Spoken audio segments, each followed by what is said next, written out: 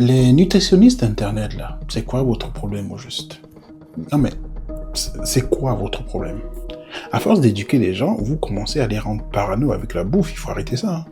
La vulgarisation c'est bien, hein. Vraiment, moi j'en fais, je peux pas dire le contraire. Mais ce que je vois de plus en plus, c'est tout sauf de la vulgarisation. Là, c'est une sorte de compétition de quel aliment va aller au paradis et quel aliment t'emmène direct en enfer. C'est complètement débile. Et ça me rend fou parce que de plus en plus dans leurs vidéos, on constate ce type de comparaison. Et j'aimerais bien avoir votre avis là-dessus. Peut-être que c'est moi qui deviens grincheux, j'en sais rien. Donc suivez-moi jusqu'au bout et on en débat dans les commentaires. Lâchez-vous parce que je vais être brutal.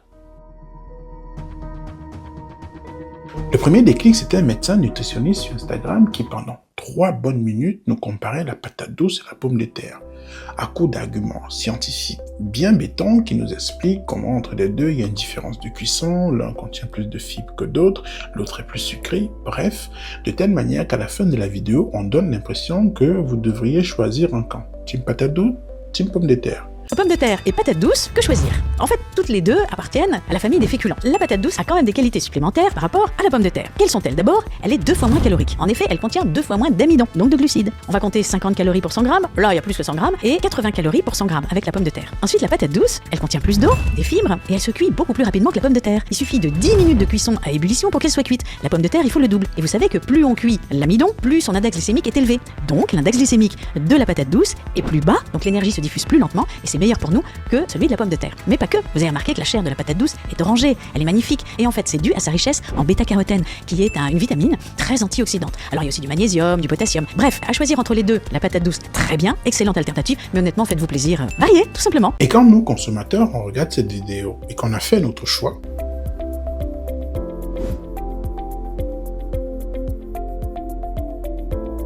qu'est-ce qu'on en a à foutre de le savoir?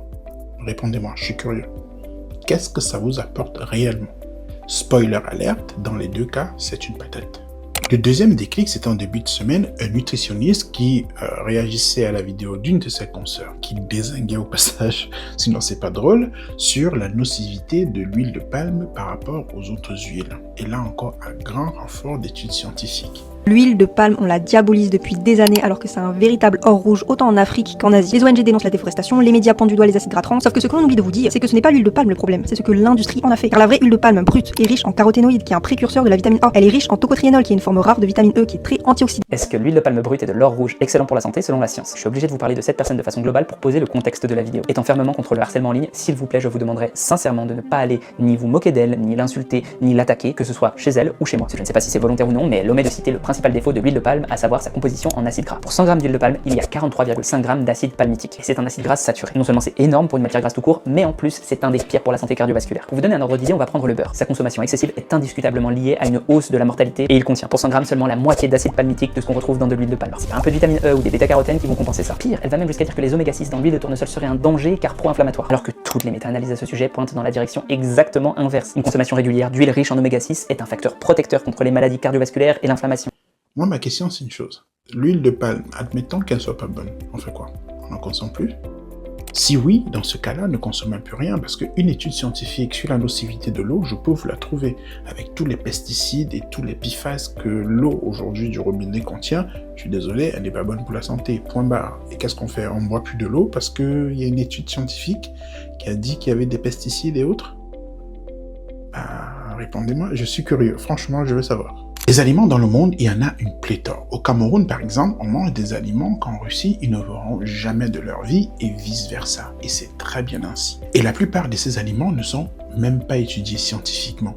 Pourtant, dans ces pays-là, il y a des gens qui mangent, qui vivent, qui vieillissent, comme partout ailleurs. Ce que je comprends pas, c'est cette obstination à vouloir toujours tout comparer.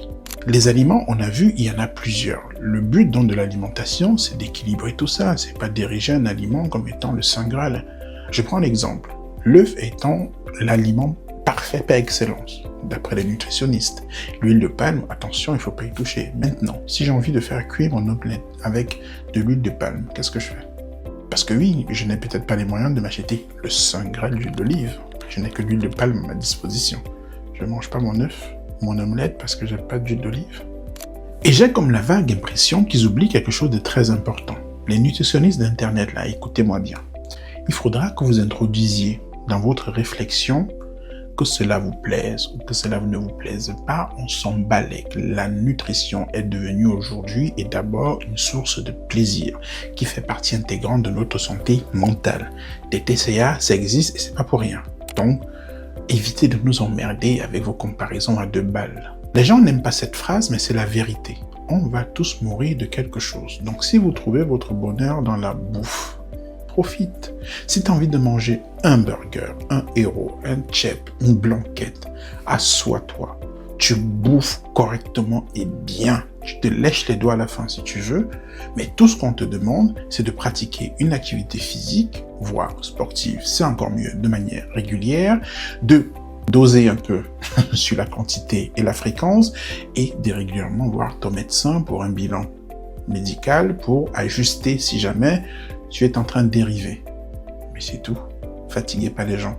Si besoin était, ce que je viens de dire ne va pas pour les go muscu qui ont besoin de surveiller de très près leur alimentation ou encore ceux qui sont malades et qui ont besoin d'une alimentation spécifique. Et aux nutritionnistes, j'ai envie de leur dire que le vrai combat, c'est d'apprendre aux gens à manger de tout, mais intelligemment. Il faut jouer aux équilibristes. C'est pour moi ce qu'on attend de vous. Et surtout de ne pas le faire croire qu'un aliment est un super-héros et que l'autre est un criminel. Parce que là, on fait fausse route. L'obésité et le surpoids sont en train de grimper dans le monde. Et faire ce type de comparaison, je suis pas sûr que ça aide qui que ce soit. Allez, l'espace commentaire est ouvert. Lâchez-vous. Ciao.